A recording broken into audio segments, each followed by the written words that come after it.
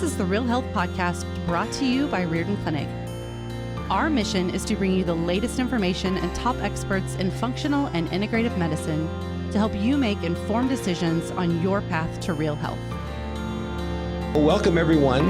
This is Dr. Ron Hunninghake, and we're having another Real Health podcast here from the Riordan Clinic. And it truly is an honor for me today to introduce our guest, Dr. Mark Lintern. He's a scientist from England, British scientist. And I'm thrilled about the fact that Mark has come out with a book called The Cancer Resolution. And Mark has had personal experience with cancer. A very good friend of his wife died of cancer. And if I understand the story correct, Mark, is that you were motivated as a scientist to try to answer the question, why in the last 50 years, for all the money that's been spent on trying to look for the basic cause of cancer, that no substantial progress has been made. I think some people say that life has been extended in terms of maybe 1 to 2 months at best. But otherwise, we still are struggling and are very fearful of cancer. And so oftentimes what we fear is the unknown. And so today, you and I will try to help our audience understand that there is a fundamental cause of cancer, that we can begin to make changes in our lifestyle to help us get on top of this horrible plague that is plaguing humanity. So once again, thank you very much for coming on this show. Thank you very much for having me on. It's wonderful to be here. I do often think, having done the research that I have, that sometimes we make things more complicated than they actually need to be. I know there is complexity in the world, but I think sometimes we, through fear, potentially see things as far worse than they actually are. And hopefully today I can sort of elucidate some mechanisms that kind of highlight that it's possibly not as fearful as it needs to be, and maybe there's a different lens through which we can view cancer. Very good. So part of what you've done that I highly admire is that there are what's called the hallmarks of cancer. And up until this point, modern oncology has only been able to explain about 2 of them. And in your detailed research, you were able to find that this explanation of cancer, the fungal link to cancer, actually explains all 10 and another, 20 more explanations for what actually causes cancer. Can you kind of give our audience a sense of what that's about and why this is such an important discovery? Yeah, fundamentally, when I first came into my research, I actually believed that cancer was a genetic disease, as everyone, I suppose, does, because that's the narrative provided by the mainstream. And when that fell apart through the research, I came across a number of contentions. I began to become aware of the other theories that were available, and then I got in contact with Professor Seyfried. And one of the things he pointed out was a real key feature to try and determine which theories are more accurate, because this is important, because theories determine, or from treatments are developed from cancer theory. So if you're a patient wanting to know which treatment to potentially utilize, you want to be looking at which theory is potentially the most accurate, because that's going to be the theory that provides or offers treatments that are most likely to be more effective, because they're actually targeting something specific to the cancer. So he mentioned in this process of trying to determine which theories are more accurate, the hallmarks of cancer, which I wasn't aware of initially. And these are a set of essentially hallmarks that define key characteristics shared by all solid cancers. So for instance, uncontrolled growth, or growth signal failure, cell death failure, limitless growth, blood vessel growth. So these are aspects of the disease that need to be explained by any particular theory. And the more of these hallmarks that can be explained can denote how accurate the theory is. So that's the aim of most cancer theories, is to explain all these hallmarks. If you've identified something specific to the cancer cell, and it's true that that specific mechanism is involved in all cancers, then you should be able to explain most of these hallmarks. If you are unable to explain most of the hallmarks, then there's an issue with the fundamental origin you believe, or that theory believes, is the underlying cause of the disease, because it should be able to explain all these aspects. So what I then did as I went through my research, I realized how important the hallmarks were to explaining the disease, and also to explaining the credibility or the validity of any particular theory. And as I developed my own theory, when I realized there were contentions with a number of other theories, such as the metabolic theory as well, which I hold in high esteem, by the way, I realized I had to explain all these hallmarks. And so I went through the process of attempting to explain them. And during the 8 years of research I undertook, I noticed there was at least another 20 features of the disease, not necessarily officially recognized hallmarks yet, but features of the disease, such as iron overload and how that's involved with cancer, that these also needed to be explained, but they weren't explained necessarily by the other theories. So if I was going to have any credibility with my theory, not only would I need to explain the 10 hallmarks officially recognized, but the other 20 that I came across in my research. And I've done that over the period of this 8 years, which kind of suggests that I've identified a specific mechanism that hasn't been recognized as yet and needs looking into, that potentially is facilitating the disease, and if we target it, can offer potential for treatment. Well, and our patients, and not just our patients, but all cancer patients, when they're first diagnosed, I think in addition to the fear and the bewilderment, there's just this sense of helplessness, because when we look at oncology as it's practiced conventionally, it basically states that it's a genetic cause, and that mutations occur, and patients are looking and say, what did I do? What did I do to cause this mutation? And now what can I do now that the mutation's in me and the cancer's growing? So this sense of helplessness and bewilderment is very pervasive in cancer patients. And so how does your theory kind of open the door to an understanding how patients can make changes in their lives in such a way they can begin to get to the root causes of cancer? Well, I came across this problem as well when I was doing my research initially. It's that fear, isn't it, that you're provided with by the fact that the mainstream theories are stating that cancer is a cell malfunction disease. So you have genetic mutations and they can be completely random, and there's nothing really much you can do about it, because it's bad luck if you get those mutations. That's what we're told, and that's where the fear comes from, because you feel like it doesn't matter what kind of lifestyle I live, I'm going to get it no matter what, and there's nothing I can do about it. The paradigm I'm putting forward is completely different, in the sense that when you look at the other theories, that's including the metabolic theory, the atavistic theory, the tissue organization field theory, the somatic mutation theory, they're all kind of based on the notion that the cell malfunctions. So damage happens to the cell. That changes the behavior of the cell to the extent that it's either developed a mind of its own, or it just can't perform the normal mechanisms of control it would normally perform, and that then generates cancer. I'm saying that actually cancer is not a cell malfunction disease. It's a cell suppression-based disease, and our cells are not acting against us. They haven't become evil. They're not turning against us. They're actually trying their best to help us. Now, when I say a cell suppression disease, the basis of my theory is that intracellular fungal pathogens in particular, but there are other pathogens involved, intracellular fungal pathogens essentially drive the Warburg effect in cancer, which is the metabolic theory. They drive this shift in abnormal metabolism. And because the cell's overwhelmed, because of many different issues with the body, possibly, nutrient deficiencies, toxicities, inflammation, chronic inflammation of the cellular terrain.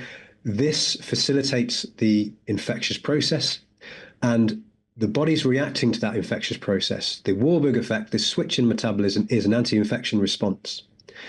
And unless the pathogen is removed or eliminated, then what you're going to have is this proliferation of cells around the infection caused by the sustained survival of the pathogen within the tumor. So what I'm saying is the pathogen is hijacking key features of the cell, and the cell is responding, and the symptoms of cancer we see is the response and the suppressive hijacking of certain cellular pathways, particular metabolic pathways.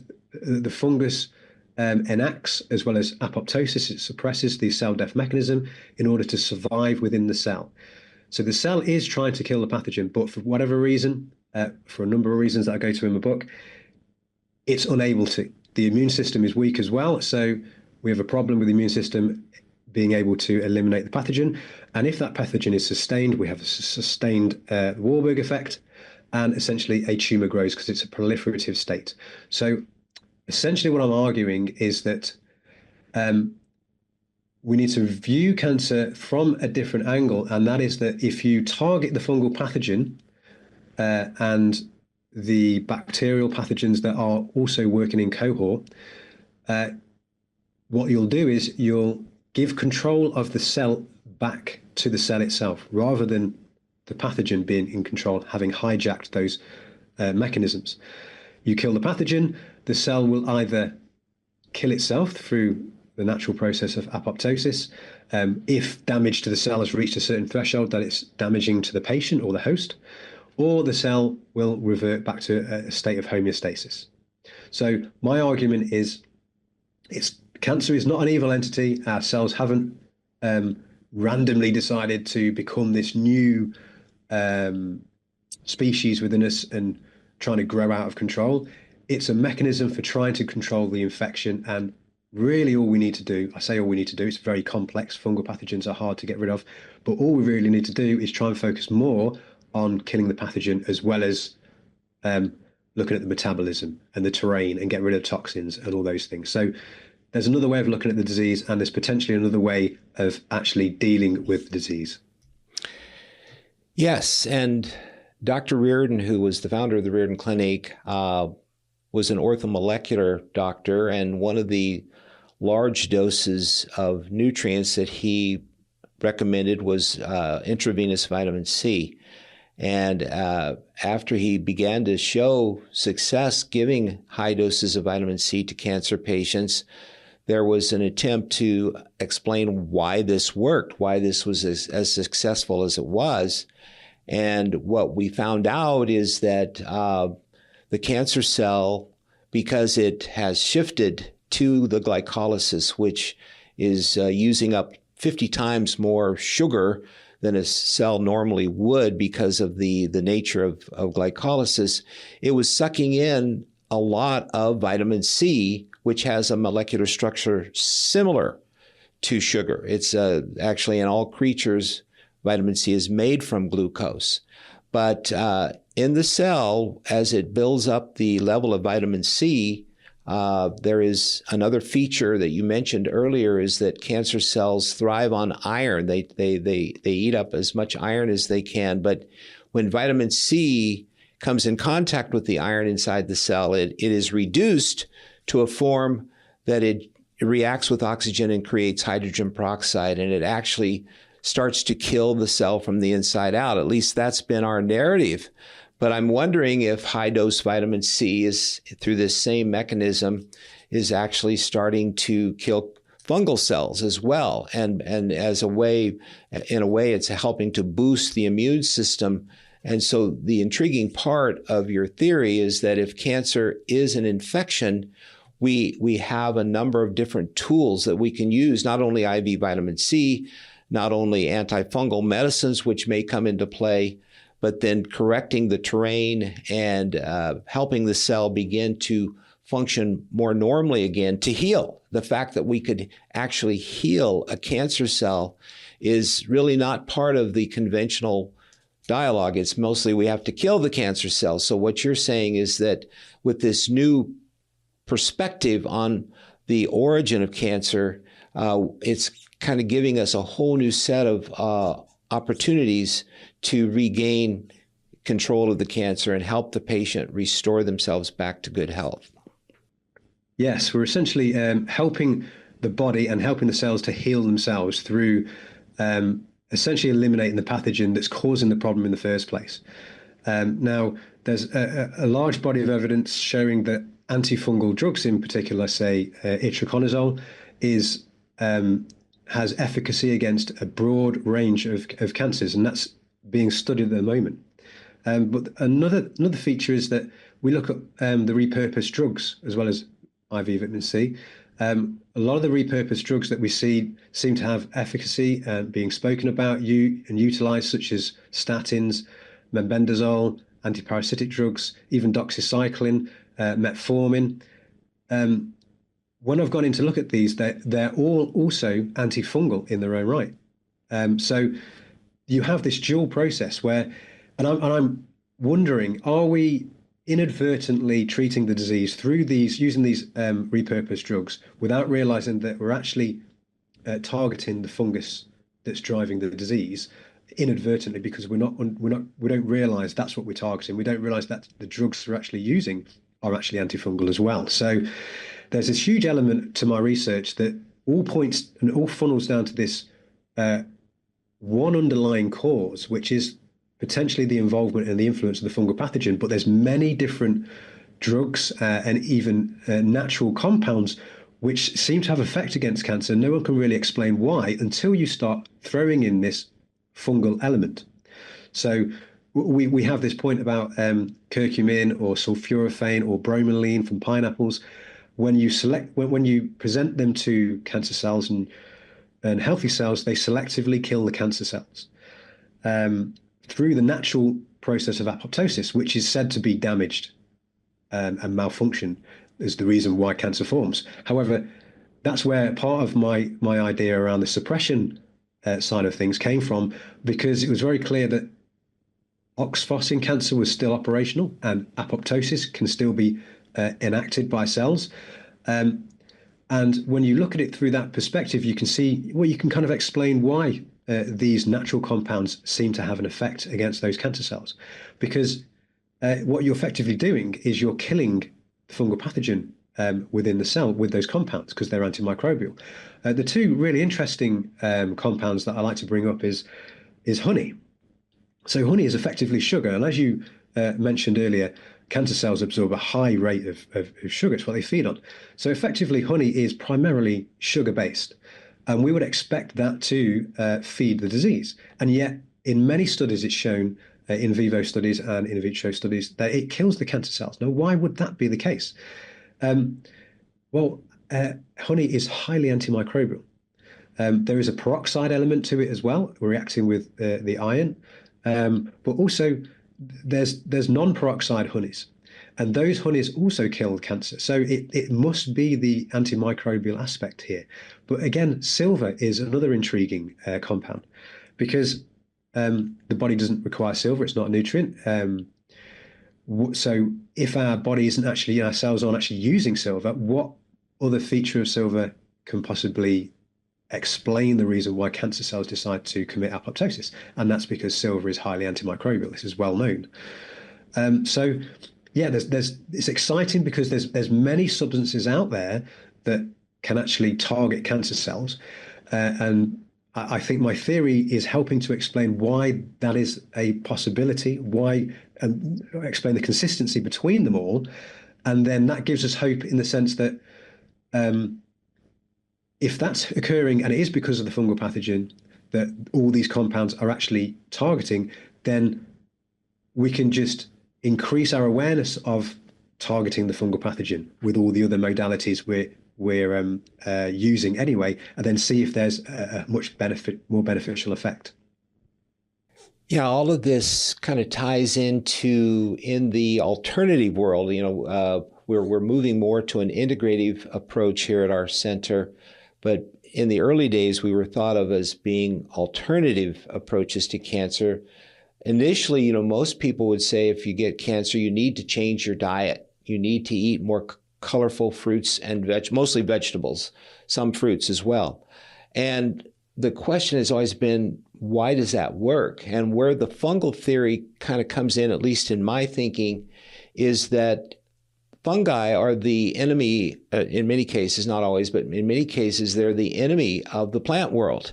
And so the plant is basically a place where hundreds of phytonutrients are manufactured. It's a pharmaceutical factory for phytonutrients. And we know that many phytonutrients are effective against cancer cells.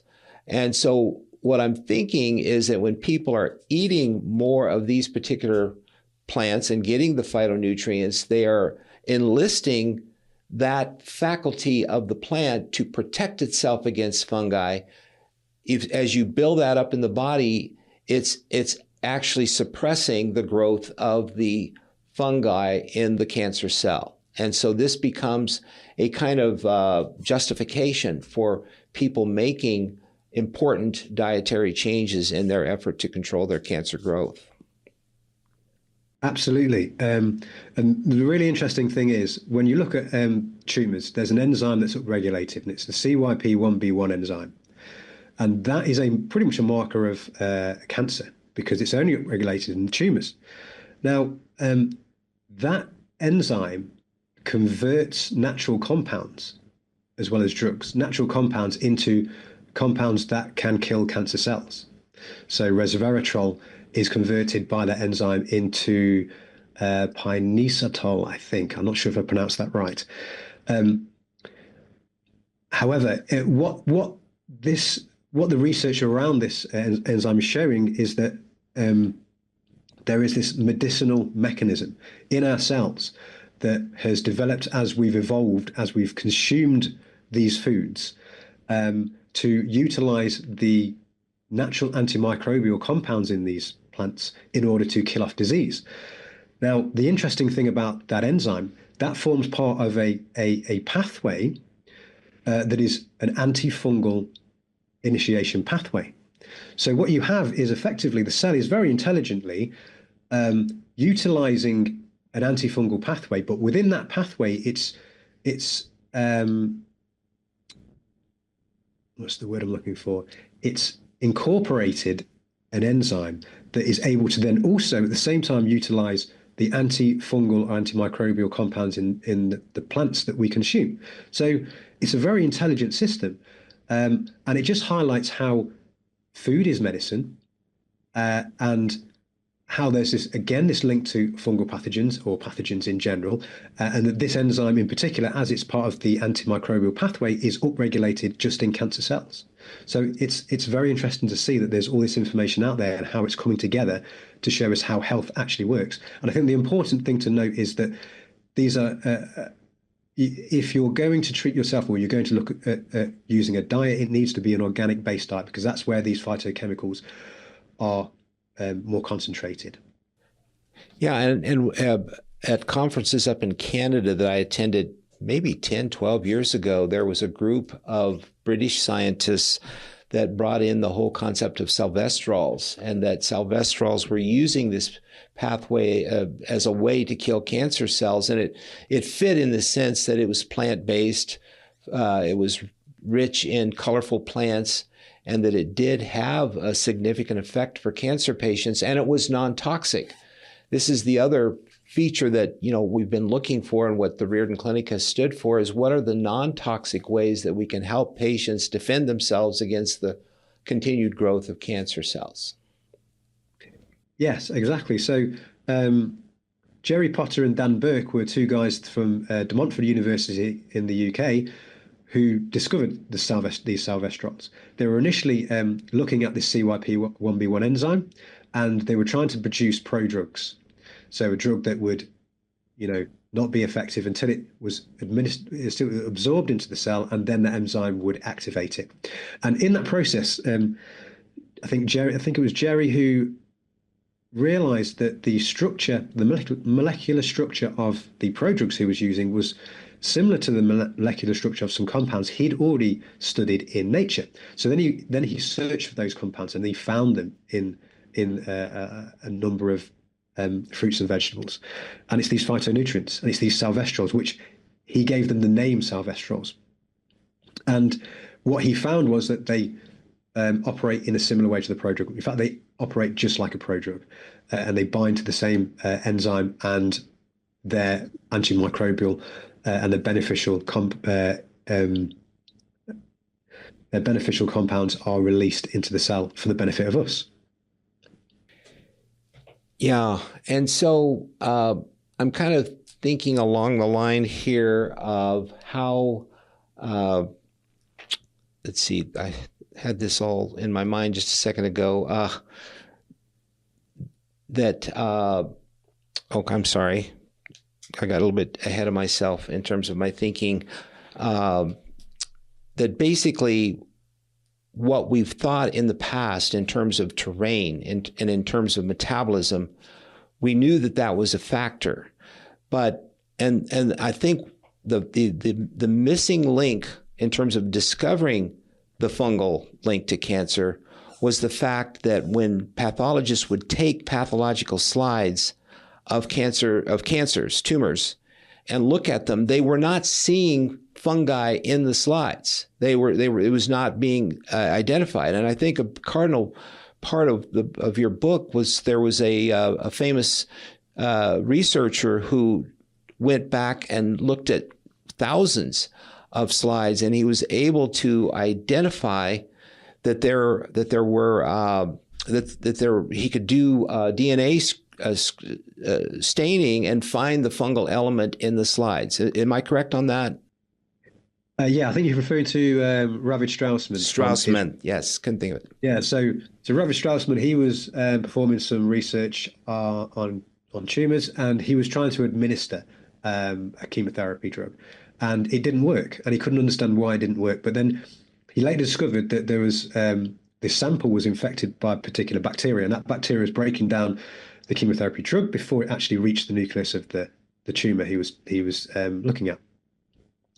So from that, he thought, well, could it be that there are pathogens within tumors? So he went back and he looked for bacteria and fungal pathogens over a period of time in about 35 different tumor types.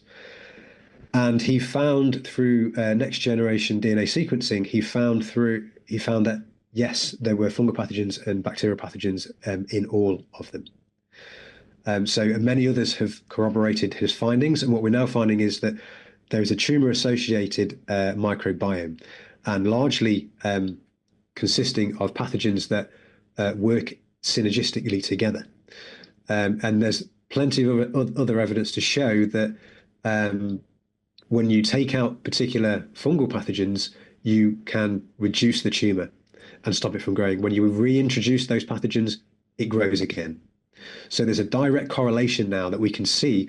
And with that research, it's now been postulated that those hallmarks we talked of earlier, it's been postulated that maybe the fungal microbiome should be considered as a specific hallmark because they're recognizing it has an incredible amount of influence at the moment, but there are ongoing studies to try and determine what that influence is.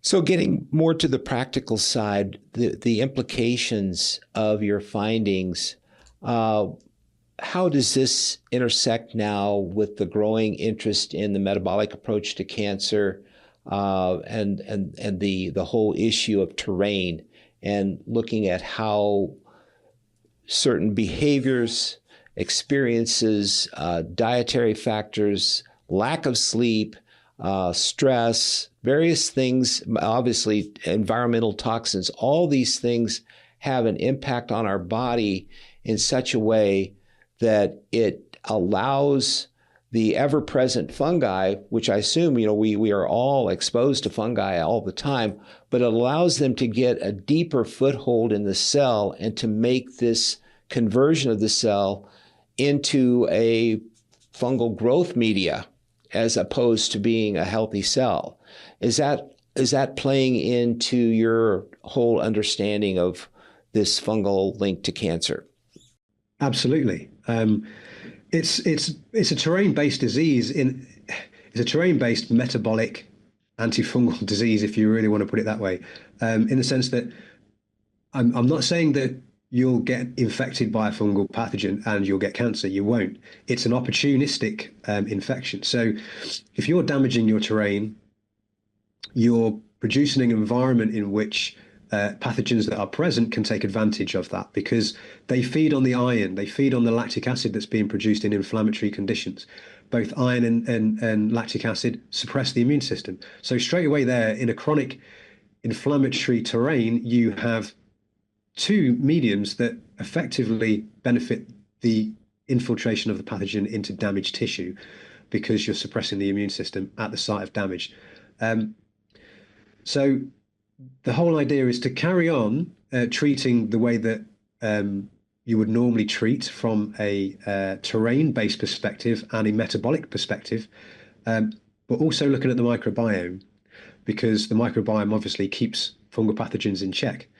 So the idea is, with the theory relating to all these other theories and how to target the terrain, the microbiome, and abnormal metabolism, is that it's an opportunistic infection. It only exists because there's chronic inflammation, and there's maybe problem with the metabolism, the mitochondria within the cell, which mitochondria themselves are effectively a defensive mechanism for the cell, as well as everything else they do, as the energy producing factories of the cell. They do so much more than just that.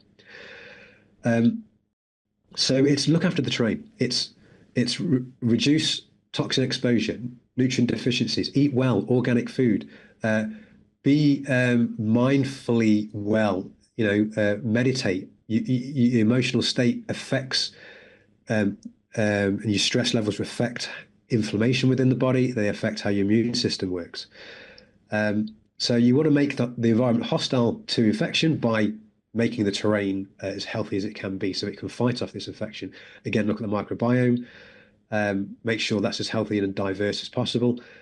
And with the metabolic theory, the solution there is essentially to restrict glucose and glutamine, because they appear to be, from that theory's perspective, the two key fuels that drive the disease. So if you actually restrict glucose, what you're doing is you're restricting the primary fuel of the fungal pathogen itself. So you've got to imagine the pathogen is sitting inside the cell, and the cell has switched to the Warburg effect, because that's one key feature of pathogen elimination. So the immune system will try and outcompete the pathogen for glucose, because the pathogen requires it as well as the immune cell. Now, what can happen, and has been shown in studies, is that fungal pathogens actually can outcompete the immune system, and that's how one of the many ways they suppress the immune response. So if you are able to reduce the amount of glucose that is supplied to the cancer cell, what you're going to do is also reduce the fungal pathogen's primary food source. So really, you've got to look at it going through the cell. You can attack the cell from a metabolic standpoint, but what you realize you're doing as well is you're also attacking the fungal pathogen. Now, glutamine is a little bit controversial, because we know glutamine does feed cancer cells. However, I'm looking into research which suggests that glutamine supplementation is something worth considering, because from what I'm seeing, glutamine supplementation benefits the immune system and the microbiome and the gut more so than it benefits the tumor, because glutamine is reduced in the body at times of chronic illness, but there's still enough glutamine, because it's the most abundant amino acid. There's still enough glutamine available for the tumor to actually absorb the required amount. But what we see is that the immune system is hampered because of this reduction in glutamine in chronic states. So there's a lot of evidence to suggest that actually, if you supplement with glutamine, you can benefit the patient overall, because you're benefiting the immune system more than you are benefiting the tumor, because it's not actually upregulating the glutamine it's absorbing anymore if you increase the amount of glutamine in the body necessarily, because it's only absorbing the required amount. So that's that's a topic worth exploring. I'm not saying, I'm not a clinician, so I'm not saying supplement with glutamine. And what I'm saying is this is another aspect of treatment that might be worth considering, because the evidence is pushing more towards supplementing than it is trying to block it. So that's just something else to consider, but something also interesting. So it's looking after the terrain, the microbiome, doing similar metabolic restrictions, the ketogenic diet, fasting and what have you, but being mindful there's nuances with glutamine, and then trying to target the fungal pathogen with specific drugs or natural organic based compounds. Let's Sorry, can I just say as well? Sure. Cancer stem cells are incredibly important as well.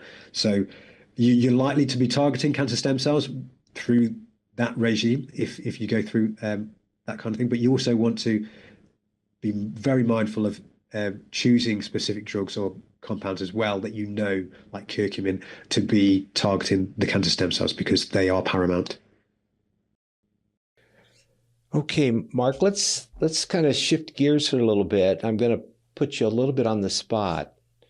Let's say, God forbid, you were diagnosed with cancer, knowing what you know.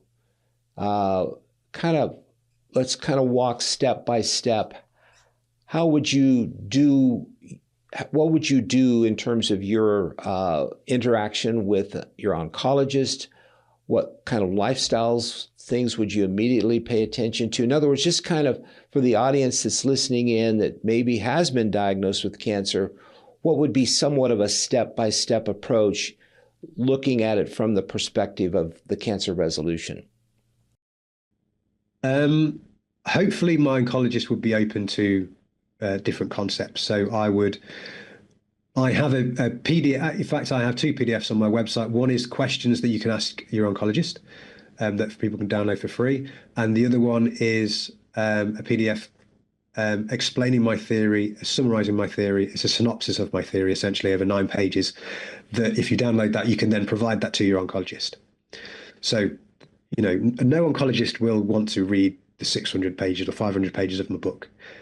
So that's a good starting point, and I'll probably take that with me, along with some other some research papers that suggest that an antifungal approach with particular antifungal drugs can be effective, and repurposed drugs as well. So I'd go along with that evidence with the notion of trying to speak to the oncologist to view it for a different perspective and a metabolic perspective as well. And hopefully they'll be responsive to that. I'd also probably bring on board a functional medicine practitioner, and I'd want to work on diet. I'd want to work on looking at ketogenics. I'd want to look at testing my body for cancer markers, fungal infection markers, to try and determine which fungal pathogens are present. So I would know particularly which type of drugs to administer that were effective against those particular pathogens. I would look at how I could improve my microbiome. I'd do tests to find out if there are any instability with the microbiome. I'd love to look to administer some fasting techniques, maybe use of the ketogenic diet, and generally, it's in this case it's a case of still experimenting, because even though I've written a theory, I don't necessarily know in practice whether or not what will work at the end of the day, because it depends on the type of pathogen. If there's resistance to, say, the antifungal drugs that I'm trying to use, the antifungal drugs might not even work for that particular type of pathogen. Antifungal drugs as well can be fungistatic rather than fungicidal. So there's this element of then bringing in glutamine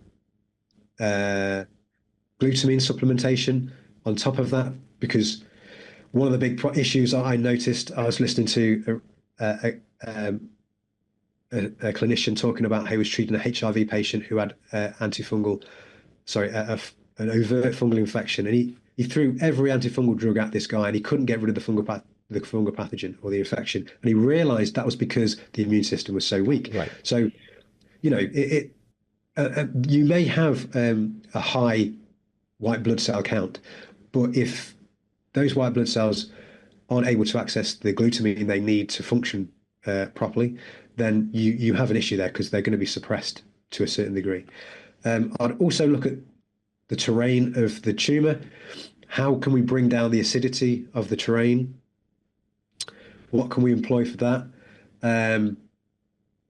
Try and reduce, try and eliminate the access to iron, but also, it's a difficult one. I don't know all the answers necessarily to how best to proceed. I would need to ask the oncologist and ask the functional medicine practitioner in order to see what works. But it would be a trial and error approach, but based on that notion of getting rid of the toxins, reducing chronic inflammation, looking after the microbiome, going down the metabolic route, and trying to target through various means, metformin, if you want to go down that route, of trying to target the pathogen. And it depends what cells in the body, what type of cancer it is, because prostate cancer is metabolically different. So some cancers are more seem to be glutamine dependent as opposed to glucose dependent. So we have to play all these factors together. It's very nuanced. I would like to say there's a one size fits all, but it's not the case. It's a case of trying to follow the fundamentals that I've kind of laid out there. Maybe going for IV vitamin C if you want to do a pro-oxidant approach, but then you've got to possibly increase your iron if you want to do that. So you increase the amount of free radicals you're producing. It depends on the health of your mitochondria as well. So yeah, I'd like to say it's simple, but unfortunately it's not. No, and that's what we find when we work with patients, is that it's a process of orchestration. There's many different elements that go into this, and I think your answer really belies the fact that many cancer patients feel overwhelmed. So being able to form a therapeutic alliance, as you say, with a conventional oncologist, that can be a bit tricky itself, but then to get the functional approach in there, to get your family involved, to get your eating habits, take a look at all of those, making sure you've got your stressors, you're dealing with that. There's oftentimes we find people have repressed PTSD type stuff that they need to deal with. It really is a symphony of changes that people have to make, but they can't make them all at once. And so it's that idea that they are willing to take charge of their own destiny to a degree, even though they will have to rely heavily upon other experts that can support them in their efforts to find what's important for them, the individual pathways that they need to do regarding the tumor type, the home situation, the financial situation. So many variables go into this, and it can be quite overwhelming for a number of people. But at least, to me, the number one thing is a sense of realistic hope. Not that this is not some kind of a dream or just some kind of kooky therapy or theory. This has very solid foundations in it that points in specific directions and choices that people can make that can really help them dig out of this cancer hole very effectively if they can orchestrate it. Yes, well, there's a case study in the book where a terminal cancer, pancreatic cancer patient developed an overt fungal infection. So his treating physician, to get rid of the fungal infection or to get it under control, administered itraconazole, so a broad spectrum antifungal drug, for 9 months. And he was given a terminal diagnosis. And then when the tumor was looked at after 9 months, it had been reduced and it was now resectable. And he was effectively cured with the surgery, and the cancer didn't return. So the clinician suggested that this was down to the antifungal drug alone. So, I'm not saying that one antifungal drug will cure everyone or anything like that. What I'm saying is there's hope because there's a new potential way of looking at the disease. And if we are able to target this from an antifungal perspective, whether it's antifungal drugs or antifungal natural compounds, then it's shown in the medical literature that there's definitely evidence to suggest that it's a direction that can be very beneficial. Yeah, I feel like your book, your theory, what you've said in this podcast, it substantiates the fact that people who do become involved in their lifestyle changes as part of a orchestrated response to their diagnosis, they now have a scientifically valid way of documenting and demonstrating that there is a way home. There is a way to overcome the cancer, because many people are pretty fatalistic. You know, the idea of getting cancer in this day and age, unfortunately, a lot of people don't make it.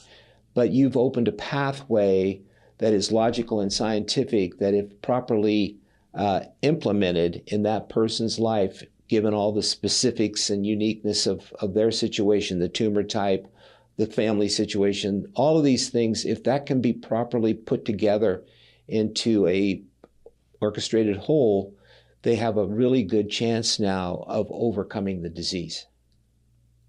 Yeah, that's very nice of you to say so. And that was the goal, really, because I wrote the book for the layperson, for my family and friends, really, initially, so that they wouldn't have to come to me and that they could see the evidence for themselves, because it's very hard to convince someone without them seeing the evidence for themselves. So the book is written for the layperson, and in there I have potential solution section at the back. I discuss other medicines as well, and it just goes through a process of how you can generally create your own protocol, a way of looking at how to approach the disease, talking with your oncologist and various things. So it's almost a guide, really. So it's helpful in that respect. But we do unfortunately need to be administrators of our own health. We can't leave it up to the medical establishment, essentially. I mean, their intentions are good, but unfortunately, they don't seem to be following the latest science, or there's a delay for them to catch up to the latest science, so to speak. So chemotherapy does work for some, not saying it doesn't work at all. But we know that we see so much benefit in people who approach this from a holistic point of view. It just makes perfect sense. You want to help the body regenerate. You want to help the body to suppress inflammation. You want to help the body repair itself. So this is why we have, I think, a problem with the mainstream conventional treatment, is that, like you said earlier on, it's attacking the body, it's attacking the cells rather than helping them to regenerate themselves. And I feel like it's almost a one-trick pony from that perspective. They're attacking and attacking and attacking, and when the body resists, because it can repair itself, it is very good at doing that. When it resists the treatment, there is nothing else to help from the conventional point of view. And that's where people seek alternative perspectives. It's what we really need to do is get people to think holistically first, and you may want to still use chemotherapy. And there's certainly evidence in using low-dose chemotherapy rather than high-dose chemotherapy. That's shown some benefit as well. But it's a case of integrating these together and not focusing on one aspect and thinking that's it, and putting the responsibility onto particular doctors, because ultimately it's your life, it's your responsibility, and there is so much information out there and so many people that have helped themselves through doing a holistic alternative approach and complementary approach to traditional medicine.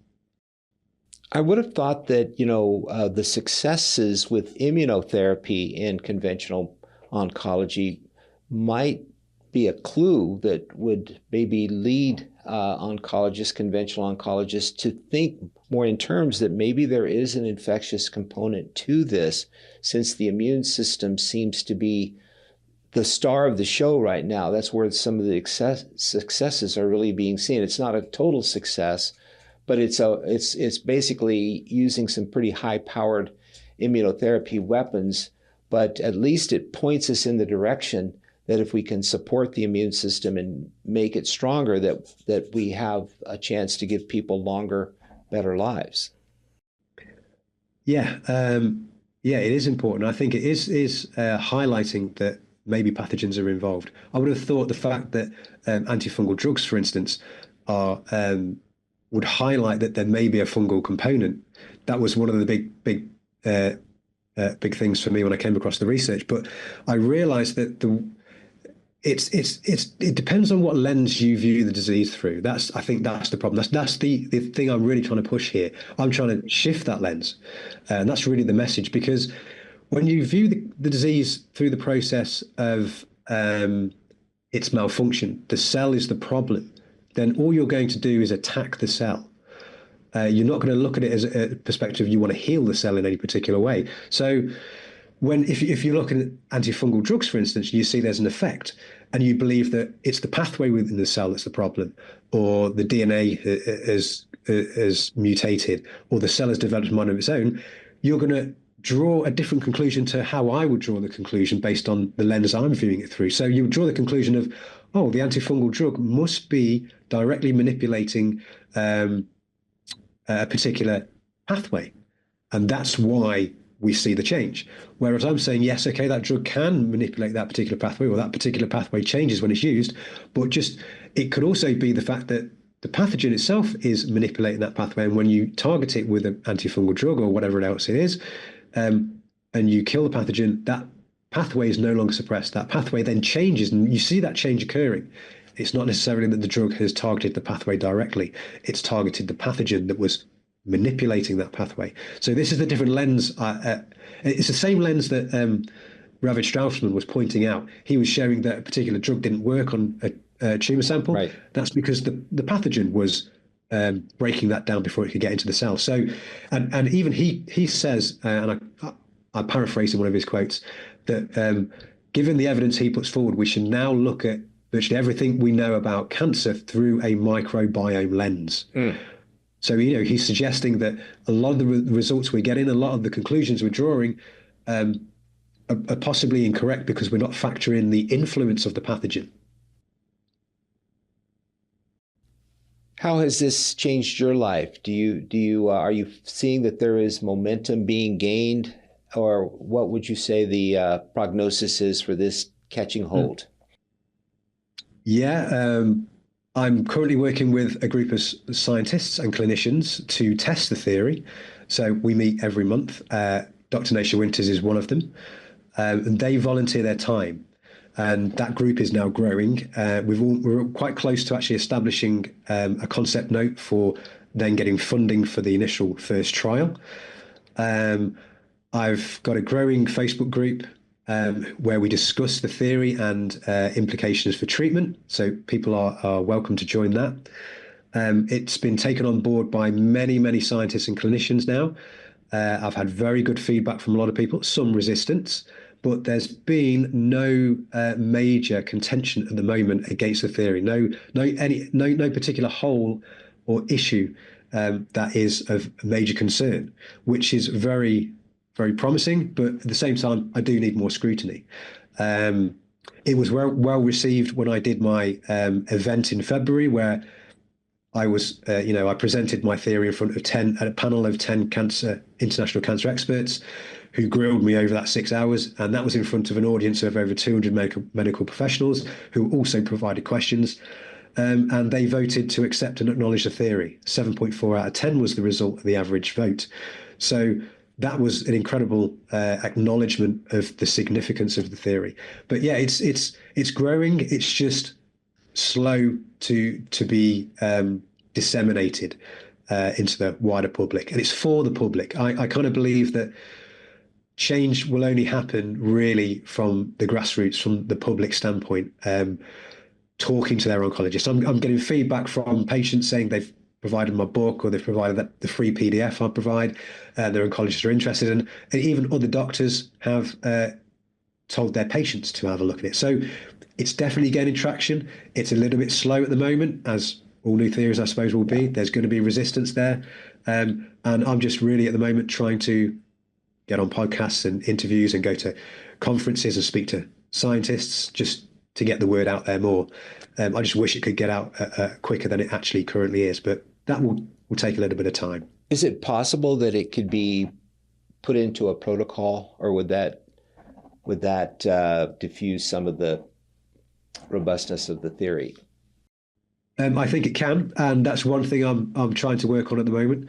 As we said earlier, it's not one size fits all. It would have to be a base protocol, which is, like I say, is based on the terrain, the microbiome, the metabolism, targeting cancer stem cells and fungal pathogens. So, but then the nuances would be you'd have to it all depends on your particular health, your health at that moment in time, your metabolic health, the type of pathogens that are present, if we can identify them, the type of, do you react to particular antifungal drugs or particular natural compounds? And there's so many nuances involved. They would have to be eked out over and above the basic protocol. But yes, I do think there's a basic protocol I could produce that would be a good starting point for most patients.